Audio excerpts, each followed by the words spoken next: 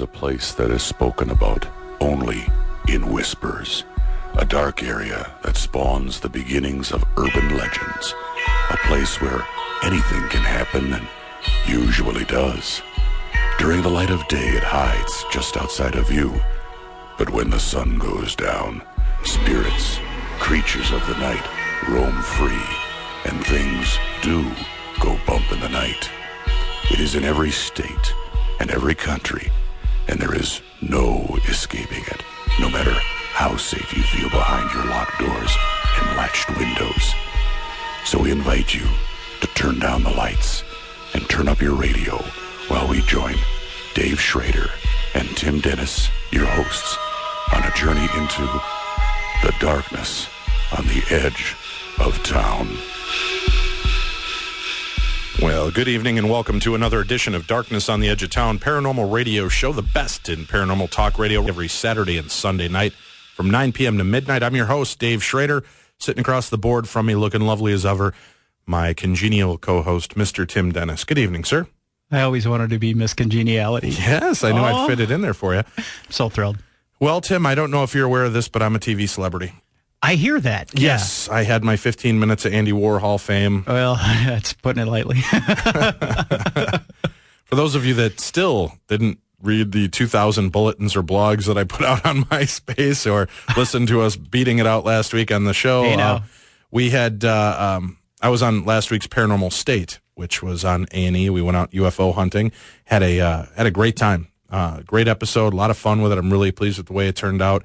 And for 2.5 years, Tim, we've been teasing people with that trip, with going out to the Ep97 Ranch. Yep. And guess what? We're not doing it now? No, we're not teasing them anymore. Okay. That's right. It's on our site, ladies and gentlemen. You too can come out and go UFO hunting with Tim and I. We're going to be going out to the UFO Ranch in Trout Lake, Washington, James Gilliland's Ep97 Ranch. We're going to go out 3 nights, Tim. We get 3 nights of star watching. Ooh. And hopefully get to see some awesome events happen. Like I said, I've been out there 3 times. I've never been let down. Just crazy activity. We have slated to come out there right now. Bill Burns from TV shows on the History Channel, the UFO Hunters. He's going to be out there. Cool. We've also got James Gilliland, who's going to be on hand. Very cool. Bill Chappell from digitaldowsing.com and ghostshop.com. He's our corporate sponsor here. Yep. He is an amazing engineer. We're working with him to try to create some hopefully talkback machines that maybe we can communicate with the UFOs or the alien counterparts. You can build a huge UFO net and we can catch one. That'd be awesome. Just like we're fishing. Yeah. Yeah. So does that mean we have to put somebody out in the field with their butt exposed as All bait? right, I'll do it. Yes. Jeez. I knew that you were the man I could Why is count it on always for that. me? We've got that going on, and the trip is up. We also just added, and we are going to be adding more guests, so keep checking back as the page progresses. We just added from the X-Files and TV's The Lone Gunman, Dean Haglund, Tim, is going to join us. Really? Yeah, one of the Lone Gunmen, Langley, one of our favorite guys. We have him out at all of our Queen Mary events. He's going to do 2 things for us. He actually really is into the conspiracy theory stuff. As a matter of fact, we're trying to book him on a show here in the future. We're going to be talking to him about some of the UFO alien conspiracy cover-ups he's aware of and some of the things he's seen and is willing to talk about. He's going to come out and talk to us at the event about conspiracy theories, UFO cover-ups, and other cool topics. And he's going to do a comedy show for us. And he does a fantastic improv comedy show. You can check out, I think, on his website, deanhaglund.com. I think he still has DVDs available from our last Queen Mary trip. He did an X-Files improv show, and he incorporated Jason Hawes from the Ghost Hunters in it, live on stage, Grant Wilson from the Ghost Hunters, Chris Fleming, the psychic sensitive from Dead Famous, and Patrick Burns from Haunting Evidence all got to join him on stage and act out this comedy show, and it was hilarious. It's funny stuff. And you can buy the DVD right on his website, so go check it out. He's a good friend of ours, and he's going to be joining us out there. So we're going to have one of the X-Files with us. Now, is he going to crack jokes if a UFO actually lands in front of us and an alien steps out? Is he going to make him put on a coat and do the little short arm thing? God, we can only hope so. That would be fun. Actually, no, he's very intelligent, very fun guy, but he is hyper intelligent about all this stuff and loves to talk about it, so it's going to be exciting.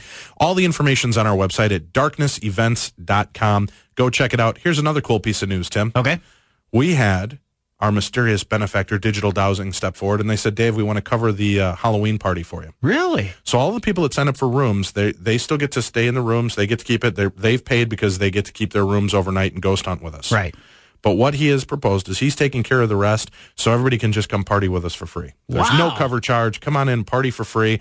I mean, you still have to buy food and booze if you want to get drunk or eat, but it's a great place, very affordable. Kelly's working on some special drinks for us and Halloween pricing for Darkness Radio. So you want to come out to the Palmer House in Sauk Center, Minnesota on Halloween. Party starts sharp at 9 o'clock. Come on out, join Tim, myself. We've got the lovely Nicole Remini. We've got Susan, our beautiful book critic, is going to be out there with us as well. Tim, we've got almost the entire cast. We have International Correspondent Adrian Lee coming all the way from London, England to be a part of this event with us. Absolutely. He has to go home the next morning, and he's a trooper. He's coming in to do the event, going to ghost hunt with us, get on a plane, and fly home Sunday or Saturday morning.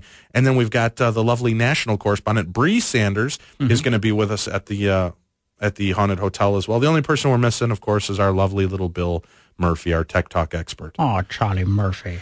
But he is working on a really cool guest for us for next week. Really? Yeah. So we're going to be talking some more. Yeah. All of a sudden, I'm Sarah Palin. Yeah, you are. Listen. Yeah. I love her, Tim. I'm attracted to Sarah Palin in an unnatural way. We're going to talk about politics. We're going to talk about politics, prophecy, and the supernatural in the second hour with our guest. So stay tuned and hear a little bit more of it. Maybe we'll find out if she's bewitching me. I think she is. You think it is? With her kind eyes. Of pulsing bewitching ray out of her eyes. When she was talking policy the other night on the debate, she was talking right to you. She was. Yeah. She was looking through me. I told Dave Ryan that this morning when he was in the studio. Yeah. When she was on TV, I said, look at her. She's acting all coy, but she's staring at me, and I started laughing. Yeah. So check out that. We've got the Halloween party. Come on out and join us. Everybody can come. We're going to have a good time. Check this out. We're also going to offer up 10 spots to ghost hunt with us that night. We're going to auction off those 10 spots at the event, so come with an open heart and an open mind. We're raising money for a brand new veterans home that's going into Sauk Center up there. So we're going to give them a little help. They need about $250,000. If we could raise all that in one night, all right, maybe not. We'd be we only got superstars. 10 slots, but we're going to try to raise some money for the veterans home, so I hope that you'll join us and be a part of that.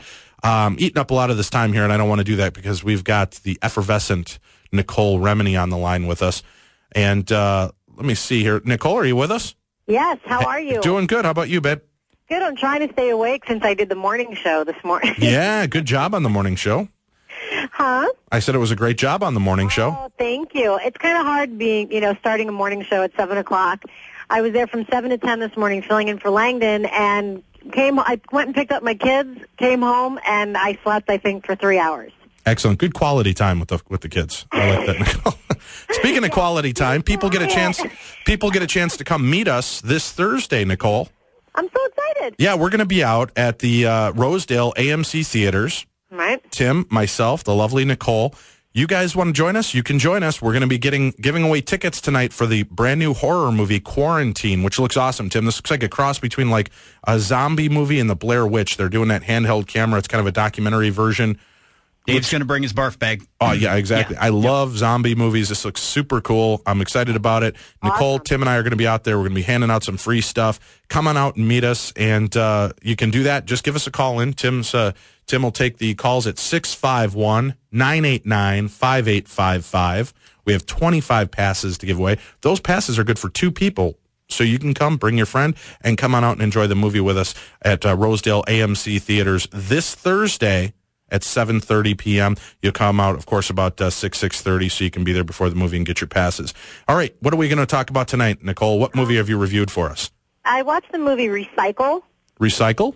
Yeah, have you ever heard of that? It No, sounds like a Michael Moore movie. It's funny, every week I say the word creepy. All right. This was like, holy Hannah, my skin was crawling for the entire day. Really? So this was, would you deem this? I know some of the other ones you've talked about weren't really scary to you. They weren't horror movies. They were just weird. They weren't scary. This was, you know what? This was beautifully done. Another movie that was done out of the country. Mm-hmm. So I just don't know why we can't put out quality scary movies like this because, it was about a young female writer who was struggling to finish her own novel. And it was just kind of interesting, old lover comes back, and she ends up getting stuck between the supernatural world and our own. And it's the land, it's funny because to me it reminded me of like a creepy The Land of Misfit Toys. Oh, sure. And, and she just ends up in a world of unfulfilled promises and things forgotten. So it's Hello, Nicole, and welcome to the world of Misfit Toys. Exactly. But you're talking, Land of Things Forgotten, and everybody is a dead, I don't know if it was a Chinese or Japanese movie, but it was like, zombie Japanese, Korean, Chinese people, and that made it even scarier. Zombie Japanese? I think I'm turning zombie Japanese. I really think so. Like zombies falling out of like bodies falling out of the sky and then getting up and chasing her, and like the thuds of the bodies hitting the ground literally made me jump off the couch. Really? It was that lifelike? It was like, it was like you were, oh my God, like you couldn't believe it happened. Awesome. So it was, that kind of thing. And it's called Recycled? It's called Recycle. And it ends up, this little girl kind of takes her on the journey to get her through this land of zombies and get her to the other side. I have to admit, I really do not understand the ending. The ending through, I was like, what? But I think I'm going to watch it again so I can kind of understand it, because it is, again, subtitles. And I did sit and watch the whole thing. I didn't move. I didn't email. I didn't MySpace or Facebook. So I actually did pay attention, but I still didn't quite get the ending. Did you have your son there to read the big words to you, Nicole? Yeah, and my daughter too. And so it's very interesting, and I have to say it was beautifully done.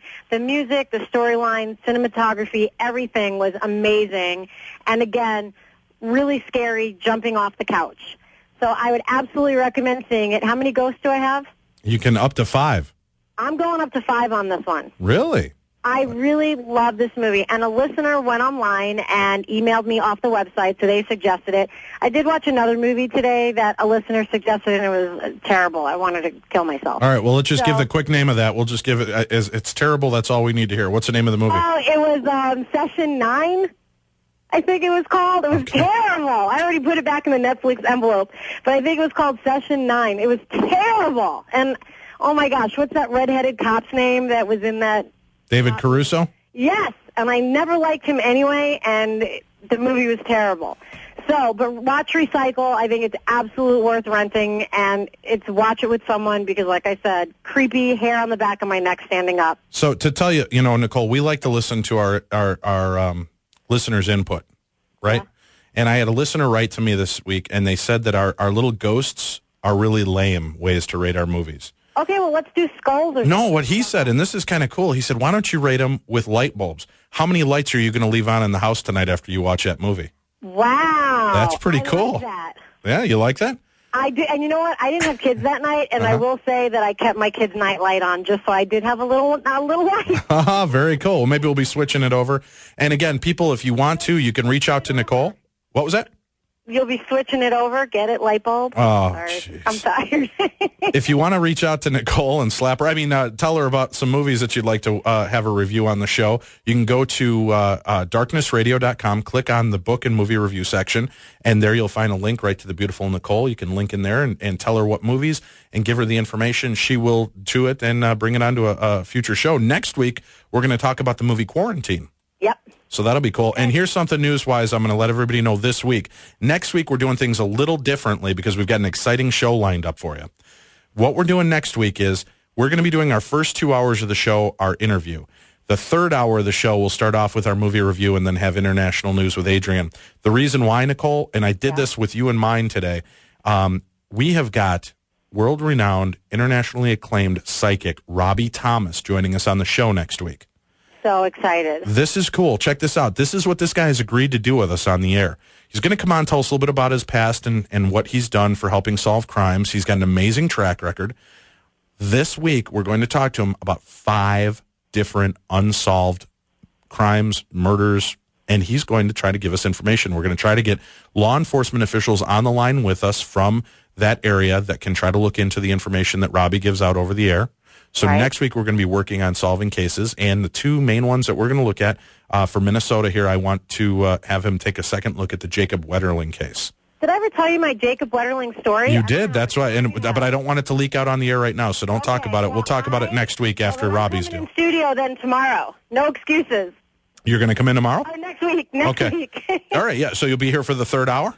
Yes, I will be there. And then we're going to also talk about that missing little girl that you talked about on the radio show today. Yes, that Kaylee Anthony. I would love to talk about her because it's something that keeps me awake at night. Yeah, we're going to try to find out what happened to her. We're going to try to find out 5 to 6 high-profile cases like this and have Robbie Thomas see if he can crack or shed a little light on these cold case files for police departments.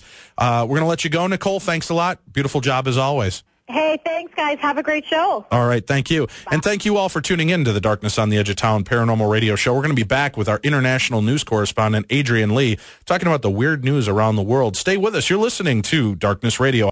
Hey, welcome back to Darkness on the Edge of Town Paranormal Radio Show. We're here with you every Saturday and Sunday night from 9 p.m. to midnight. Again, as we mentioned with Nicole on the line, we're having a cool movie screening this week. You can join us for the new horror movie Quarantine. Join us this Thursday at the AMC Theater in Rosedale. Be there about 6:30. You can come check in and see the movie with us. It starts at 7:30. Again, if you would like to be a part of that screening with Tim and I and Nicole, you can come out and get some free movie passes to come see Quarantine. Each pass is good for 2 people, so you and a friend can come along. We'll look forward to seeing you there next Thursday. I also want to make a quick mention here because, Tim, I'm excited about this. We have got Lisa Williams, that uber sexy English medium, is going to be in town next week on Friday, October 10th at the Earl Brown Heritage Center. There are some tickets, I believe, still available. If people are interested in coming out and seeing the psychic, it's great. Tier 1 seating, only $59. General admission, just $33. Free event parking. You can get tickets by going to edgelife.net/tickets or give them a call at 888-810-2065. Again, that's 888-810-2065. Looking forward to meeting her. We might be able to hook up and talk to her on Friday here in the studio. She might stop by and say hi to us, Tim. Very cool. All right. Without further ado, let's get to the other hottie English person that we know. Hey. All the way from his bed, ladies. Calling in from London, England, Mr. Adrian Lee. Good evening, Adrian. Hi, Dave. Hello, America. Thanks a lot for being on here with us, and sorry for a little bit of the delay tonight as we're getting in. Did you hear during the first hour or during the first segment we mentioned how next week we're going to have you on in the third segment of the show? What are you trying to do, kill me? No, it'll be earlier. It'll be later in the morning for you can get some sleep. Yeah. That's a possibility. Right. I hear Nicole complaining that she had to get up early this morning. I know. Poor girl had to be up at the office at 7, and I was here with her. That's rough. Yeah, girls. I was thinking, actually, that bearing in mind we're on the radio, and every week I'm in my bed with my cup of tea and my flashlight, I could actually tell you I'm anywhere, to be perfectly honest. That is true. So at the moment, I'm currently in an opium den in Soho. I've just finished playing the piano, and I'm surrounded by dancing girls. Excellent. Well done. I want to be you. Yes. I hope they keep the noise down for me. So where are we going to start off our News of the Weird this week? Well, I want to start this week fairly close to home in Europe, in southern Serbia. Police were called to investigate a strange smell in a block of flats, and they found a horse jammed into a ventilation shaft 12 stories up. Residents in the tower block in southern Serbia called police. When officers arrived, they said the smell was so bad that they ordered the building to be evacuated because of fears of overpowering fumes that could be lethal. A police spokesman said the smell was absolutely noxious.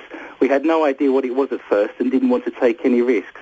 We even had to call in a special unit which deals with dangerous chemicals. Eventually, though, our officers tracked down the stink to the air vents and finally found the putrefying remains, which were identified as a horse. How on earth someone manages to get a horse's body 12 stories up, and why would it then be put through a ventilation shaft? We have no idea. I mean, I don't know if you've got any suggestions. My first thought was that perhaps it panicked when it saw her husband coming up the stairs. I've got this image of a horse lying in bed smoking a cigarette, and then he hears the husband's car pull up, and she says, "Quick, climb into the ventilation system." So that probably seemed like a good idea for him at the time. Seems to make a lot more sense when you hear the term hung like a horse now. I'm totally getting a different perspective of that. Well, I kind of thinking the husband should have been suspicious when he found the carrots and the stirrups under the bed. But, you know. Oh, God. Where are we off to next, Adrian? We're off to Germany, just a short trip across Europe from Serbia. A German dentist overpowered a female patient in her home and yanked out 2 dental bridges from her mouth because she had failed to pay her bill. The dentist from the Bavarian town of Neu-Ulm is now under investigation for assault and theft after arriving at a woman's home with his medical instruments to perform unwanted surgery. According to police, the dentist knocked on the door of the 35-year-old woman on Monday evening and without saying a word forced her into her living room and tied her hands. In a scene reminiscent of the movie Marathon Man, he then forced open her mouth and removed $600 worth of dental work, which the woman's insurance company refused to pay for.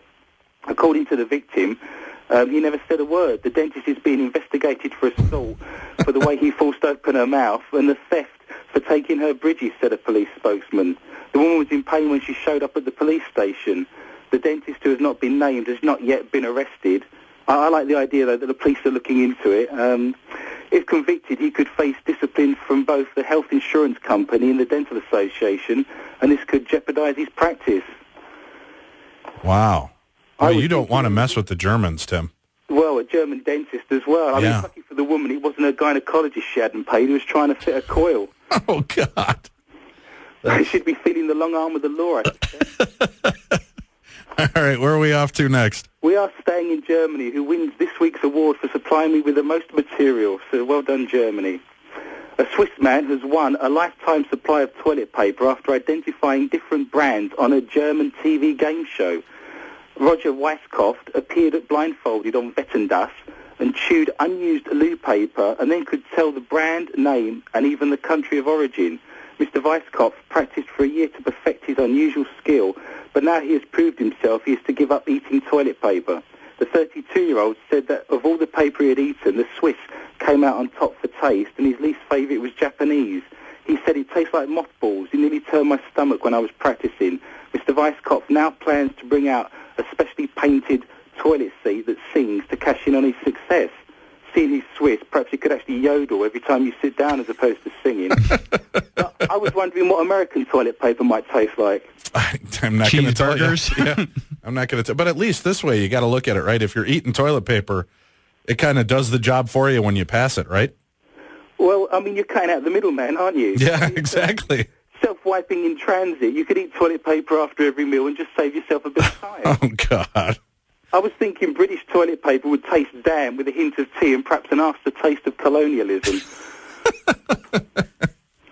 Not something I'd like to try, I must admit. Oh, God. We need one more story before we go to break here, Adrian. We can do that. From toilet paper to diapers in one smooth, absorbent movement. There was a diaper fashion show for adults this week in Japan. It's one of the most rapidly aging societies, and there was a fashion show this Thursday for the country's diaper producers intent on keeping the elderly clean and dry. It says diapers aren't something that people want to look at necessarily, but, you know, due to an aging population, apparently there's going to be over 1 million centenarians over the next, it's by 2,500 and 2,500. And according to the UN, this is such a boom for the market that they're now actually making adult diapers and producing a fashion show based on that. And there's estimated 52.5 billion yen in this particular market. Now, I was wondering, Dave, if you had actually had any thoughts about your costume for the Halloween party. I think I've got an idea now. I mean, yeah, with the added attraction of being practical, if the need arises, that you should saw yourself whilst participating in a hunt or investigation. What do you mean, if? Adrian, we got to take a break here. We're going to come back and do more news of the weird world around us. So everybody stay tuned. You're listening to Darkness Radio. And remember, if you want to join Tim, Nicole, and I out this week at the premiere of Quarantine at the Rosedale AMC Theater, join Tim, Nicole, and Dave from Darkness Radio at the Rosedale AMC Theaters to see the movie Quarantine. Brand new horror movie. Looks fantastic. And make sure to stay here for hour 2 of our show. We're going to be back with Len Marzulli talking about politics, prophecy, and the supernatural, the coming great deception, and the Luciferian endgame. You're listening to Darkness Radio. Join Darkness Radio's Dave Schrader, Tim Dennis, and Nicole Remini this week at the Rosedale AMC Theaters to see Quarantine. Tim's the only one in there answering phones tonight, folks, so bear with him if you have to let it ring or try back. Keep giving a call in tonight. We've got a lot of calls ringing in already. Again, you can join us this Thursday at 7:30 p.m. to see Quarantine. Show up about 6:30 at the Rosedale AMC Theaters. We're going to see the brand new zombie-like horror movie called Quarantine. Looks fantastic. You can give us a call. We're going to go back to our news of the weird around the world with Mr. Adrian Lee. Good evening, Adrian. Let's go back into the world with you and see where we're going to go next. Well, we're going to go island hopping from Japan to New Zealand. Earlier in the week, mysterious lard-like lumps were washed up on the lower north beaches in Wellington in New Zealand.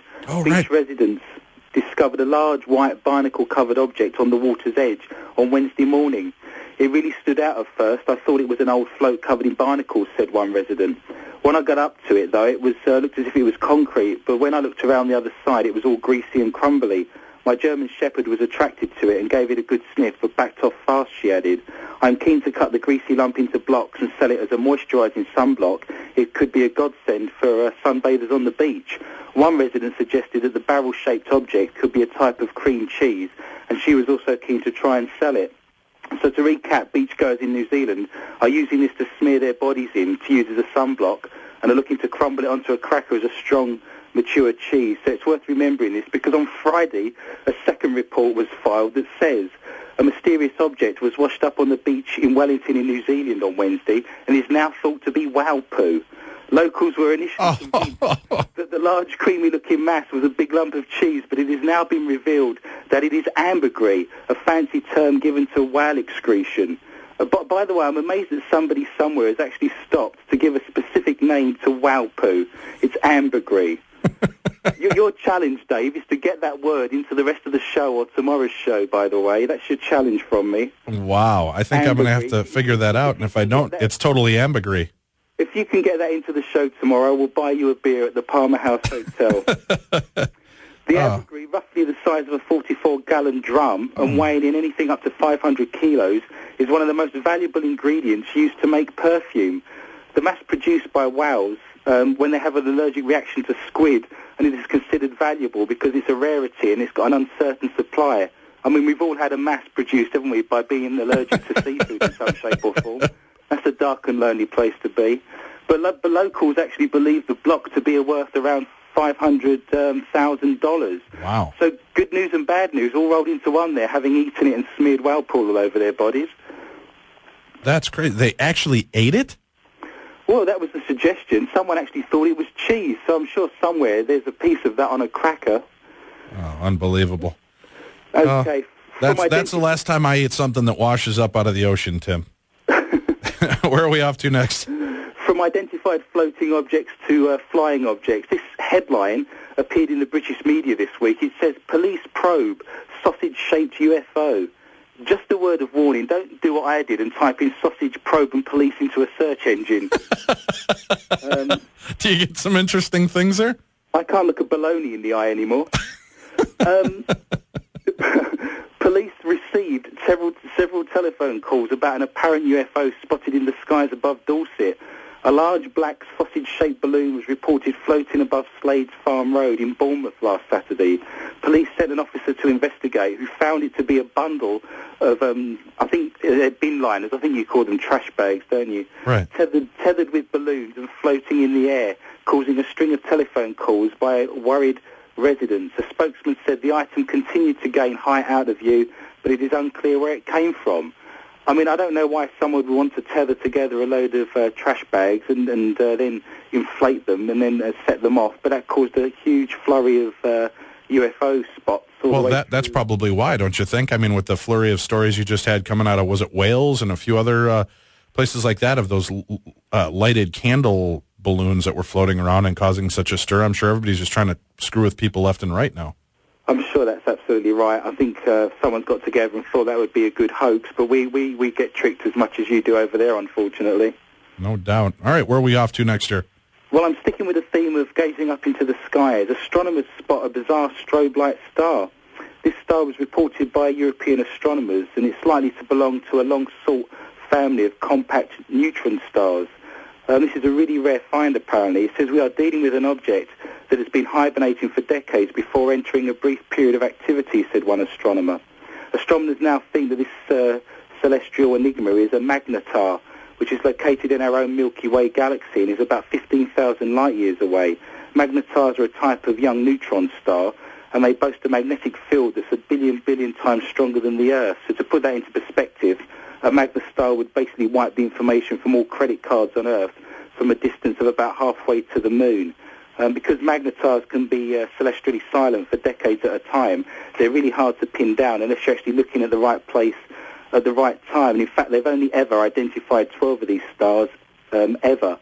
This particular star that they discovered has actually been given a really catchy name. So if you're ready for this, all right. It's called Swift J195509261406, which incidentally is a phone number that if you ring it tells you that Paul McCartney died in 1967.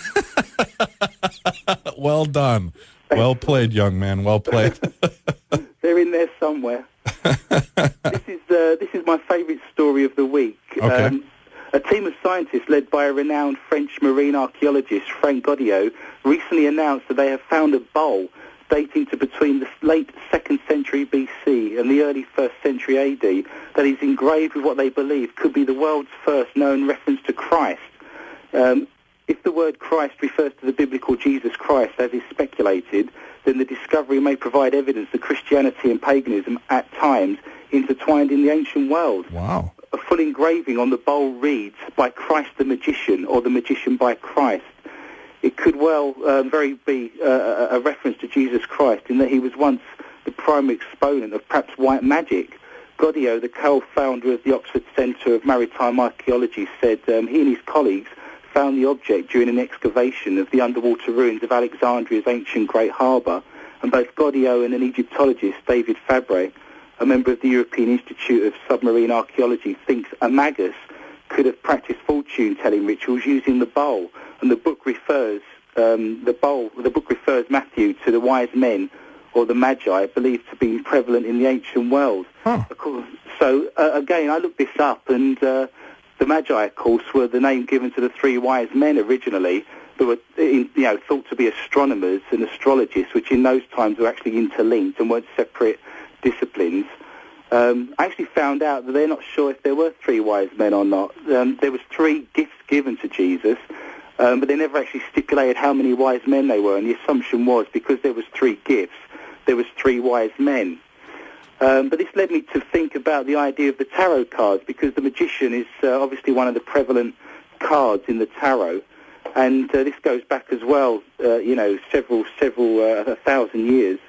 And I looked up what the magician or the magi meant on the tarot cards, and it says a skillful, self-confident, a powerful magus. Interestingly enough, it says with a halo floating above his head. So obviously a reference there. And it says the magician is the male power of creation created by willpower and desire. In the ancient sense, it is the ability to make things just so by speaking them aloud. If, for instance, and God said, "Let there be light," and there was light. And some of the associated meanings with this card are to do with consciousness, concentration, personal power, energy, creativity, self-confidence, and the idea of tapping into one's full potential rather than holding back. And there's going to be choices and directions to take. So it's interesting for me that, when it refers to Christ as the magician, we're not talking about someone in Las Vegas pulling a rabbit out of a hat. This dates back to the idea of astronomy and science, and all of those things there that I've mentioned to do with the tarot cards. Wow, that's interesting. Yeah, and on some of the tarot cards, the magician, actually, like you mentioned, I've seen that they have that halo. It looks like he has a halo above his head. That's right. I think in art history they actually call that a nimbus. If you refer back to early Renaissance pictures, they wanted to denote the fact that people were sainted by the fact that they had this gold inlaid halo. And if you can imagine walking into a church with all the flickering candles and seeing the embossed gold and all that glittering, it would have been a very impressive sort of awe and wonder sight for the people at that time. But that would be referred to as a nimbus, which of course is also cloud formations. So it's interesting for me. It's said that the magus might have actually used the engraving on the bowl to legitimise his supernatural powers by invoking the name of Christ. So, he could have actually used the bowl during a process of some sort of mysticism, and actually used Christ as a way to try and improve his powers in some way. Very cool. We have to take our next break here, so stick with us, Adrian. And for all of you, we'll make another mention again. If you want to join Tim, Nicole, and I, we're going to be out this week at the Rosedale AMC Theater. We have free passes to come see the new horror movie Quarantine with us. You can call in right now and get free passes. We have 25 sets of free passes to give away. Each pass is good for 2 people, so you can come with a loved one and enjoy the movie with us. Call in. Remember to hold tight on lines, let it ring, because Tim is the only one in there answering phone calls right now. Again, so you can join Tim, Nicole, and I out at the premiere of the brand new horror movie this Thursday at Rosedale AMC Theaters, Quarantine. We'll be back with more Darkness Radio and more international news with Adrian Lee. Good evening. Welcome back to the show. You're listening to Darkness Radio, your number one paranormal radio show in the Twin Cities. I'm your host, Dave Schrader. Across the board from me, Tim Dennis. He is busily answering your phone calls.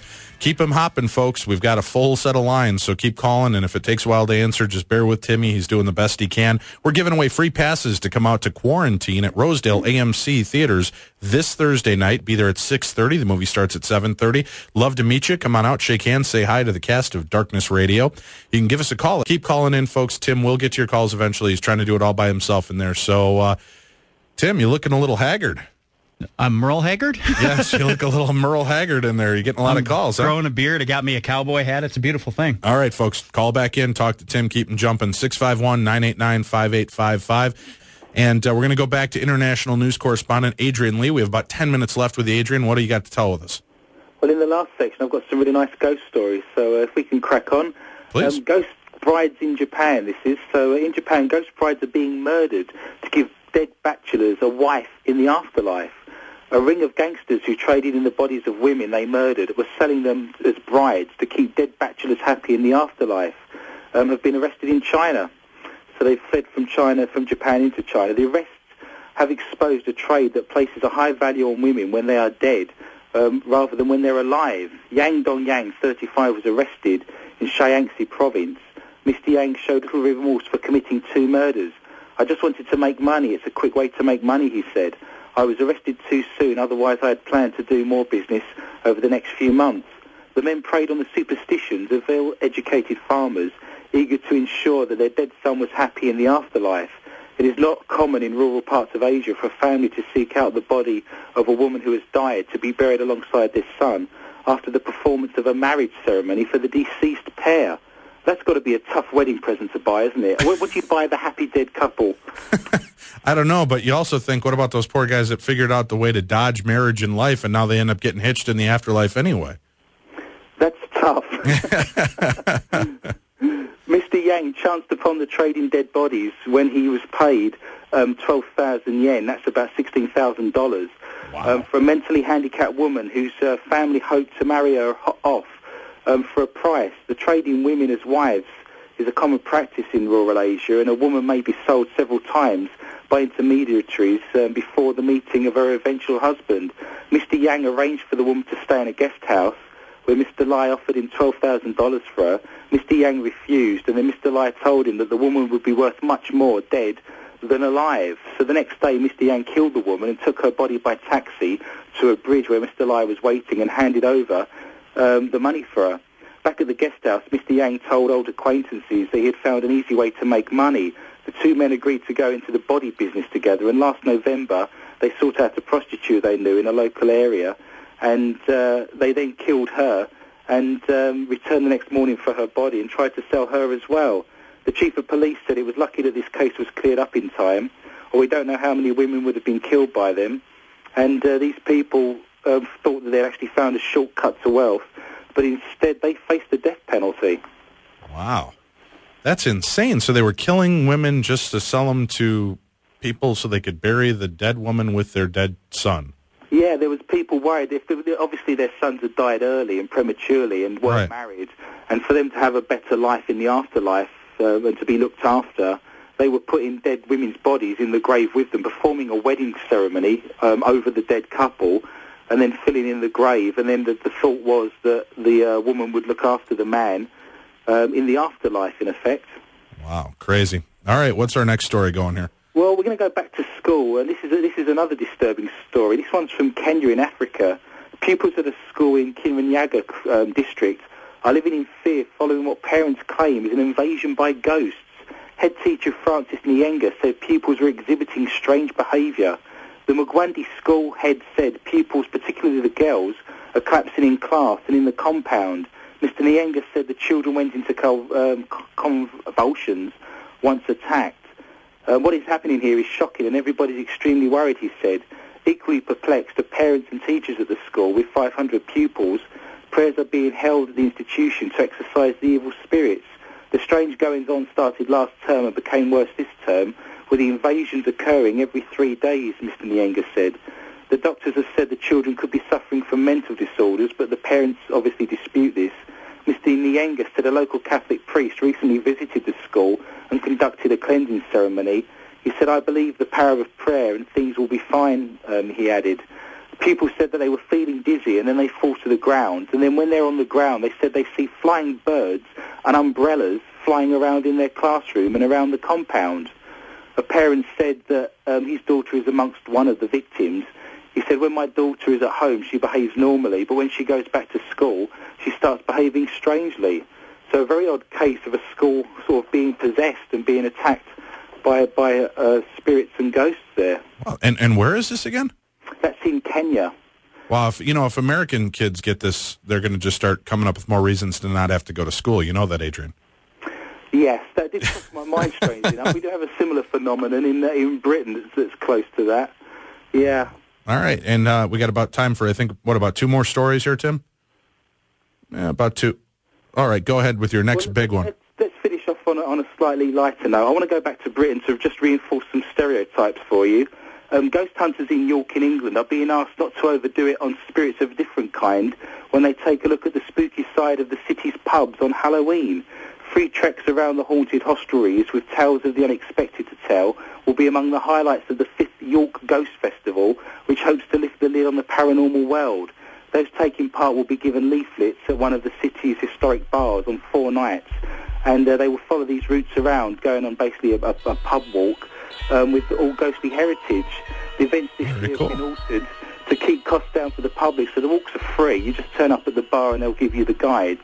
It says people can go there at their own pace, choose which pubs they want to go along the way, before meeting up at a final meeting point if they want to. It says, but we obviously encourage responsible drinking, so we're reminding ghost walkers that it isn't compulsory to visit every pub they visit and have an alcoholic drink in every single one of them. And they will be printing this as a reminder at the bottom of the leaflet. I just thought it was quite amusing that the longer the night goes on, the more outrageous the sightings, and I suspect the stories will be. No doubt. Well, thank you, Adrian. We appreciate you as always. We'll talk to you next week, a little later, but we'll talk to you next week. And you guys stay tuned. You're listening to Darkness Radio. We're going to be back with more, talking about the supernatural and politics right after this on 100.3 K-Talk.